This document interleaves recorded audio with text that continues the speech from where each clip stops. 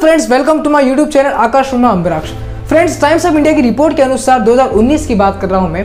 भारत में कुछ ऐसे राज्य हैं, जैसे यदि मैं बात करूं महाराष्ट्र, एमपी, कर्नाटका, तमिलनाडु और उत्तर प्रदेश, ऐसे कई राज्यों में 1400 से भी ज्यादा लोगों ने सुसाइड किया है। सवाल ये है कि ये लोग कौन है?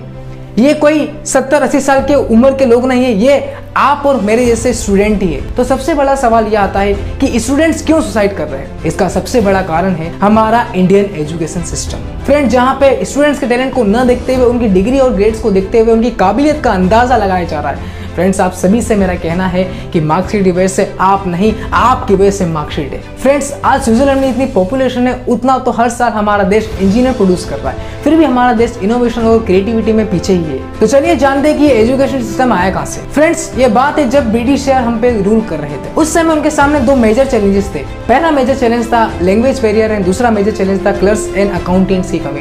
फिर उसके बाद 1835 में थॉमस बेबिंगटन मैकाले एक एजुकेशन सिस्टम लेकर आया, जिसे आज भी हम पढ़ते हैं, जिससे उनके दोनों पर्पस पूरे हो गए। पहला था इंग्लिश लैंग्वेज। भले ही पूरे विश्व में ये लैंग्वेज नहीं बोली जाती, पर भारत में इस लैंग्वेज को बोलना एक लैंग्वेज की तरह नहीं, एक क्लास की तरह हो गया। फ्रेंड, जहां चाइना, जापान और रशिया में ऐसे देशों में इंग्लिश को लेकर इतना ऑब्सेशन नहीं है, पर वहीं इंडिया में यदि आपको इंग्लिश बोलते नहीं आती है तो आपको कहा जाता है कि आपका इंग्लिश कम्युनिकेशन या आपका कम्युनिकेशन पुअर है। 5 साल पुराना ऑपरेटिंग सिस्टम और आईएएस भी पुराना समझा जाता है, पर वहीं इतना इंपॉर्टेंट एजुकेशन सिस्टम भारत का थोड़े से अमेंडमेंट और कुछ पॉलिसीज में चेंजेस के बावजूद भी आज भी वैसे की वैसे ही है। भारत में रटना ही ज्ञान माना जाता है। अगर किसी स्टूडेंट को संस्कृत में 95 मार्क्स आ गए, बोलने की दूर की बात, यदि उसे पढ़कर ट्रांसलेट करने का कहा जाए तो भी वो नहीं कर पाते। और यदि मैं बात करूं, हमने पढ़ा है a+b का होल स्क्वायर बराबर a² + b² + 2ab।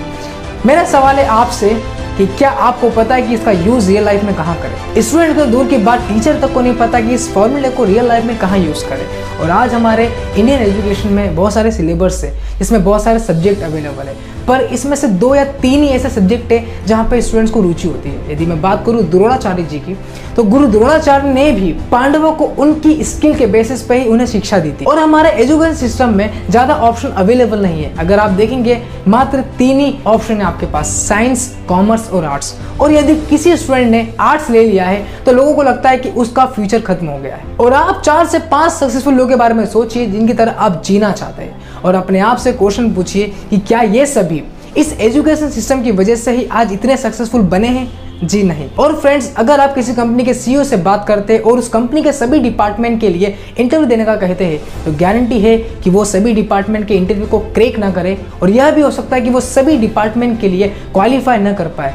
फ्रेंड्स, फिर भी वह इतनी बड़ी कंपनी रन कर सकता है। और फ्रेंड्स, यदि इंडियन एजुकेशन इतना अच्छा है तो क्यों पॉलिटिशियन और सेलिब्रिटी अपने बच्चों को इंडिया में ना पढ़ाते हुए फॉरेन कंट्री भेजते हैं? इनफैक्ट पॉलिटिशियन के साथ तो ऐसा कर देना चाहिए कि वो जिस एरिया से जीते वहाँ के गवर्नमेंट स्कूल में उनके बच्चों को पढ़ाने जाने का एक्ट लाया जाए, जिससे वहाँ के गवर्नमेंट स्कूल्स में इंप्रूवमेंट आए और एजुकेशन में बदलाव आए। और आखिरी फैक्ट यह है कि 368 पियोन की पोस्ट के लिए 1.5 इंडियन ग्रेजुएट और 24,000 से भी ज्यादा पोस्ट ग्रेजुएट ने अप्लाई किया था।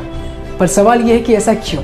और तो और कुछ ऐसे हैं जो 4-4, 5-5 सालों से गवर्नमेंट जॉब के लिए तैयारी कर रहे हैं, बस उनको जॉब मिल जाए जिससे उनकी जॉब सिक्योर हो जाए, भले ही उन्हें काम करते आता ना हो। क्योंकि हमारे करंट एजुकेशन में इतना भी दम नहीं है कि हमारे अंदर इतना कॉन्फिडेंस बिल्डअप करे जिससे हम कहीं भी जाकर जॉब करें और हमें निकाले जाने का डर ना हो। और यही सब थी रियलिटी ऑफ इंडियन एजुकेशन की। और अगर आपको ये केस स्टडी अच्छी लगी हो तो आप इस वीडियो को शेयर करना मत भूलिएगा, और कमेंट करना मत भूलिएगा, लाइक करना मत भूलिएगा, और चैनल को सब्सक्राइब करना मत भूलिएगा। Thank you so much for watching this video.